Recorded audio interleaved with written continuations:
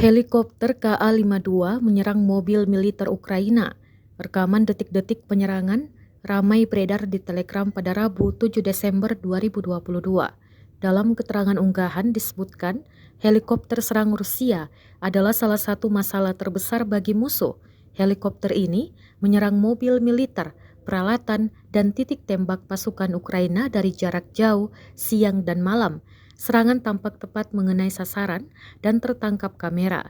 Perang yang terjadi di antara pasukan militer Rusia dengan Ukraina hingga Rabu 7 Desember 2022 telah berlangsung selama 287 hari.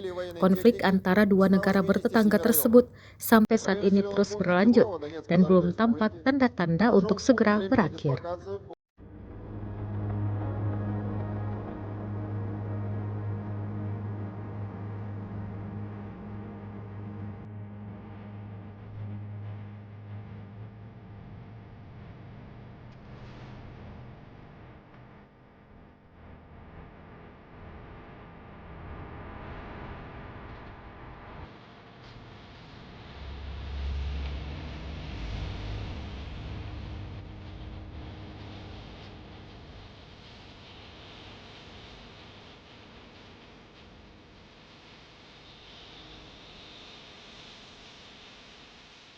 Этими войсками и артиллерией за сутки нанесено поражение 69 артиллерийским подразделениям вооруженных сил Украины на огневых позициях, живой силе военной техники 187 районов.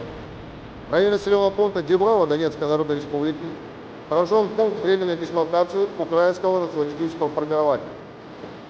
В районах населенных пунктов Григоровка и Марково Донецкой Народной Республики уничтожены две противорадиационные станции контрбатарейной борьбы производства США.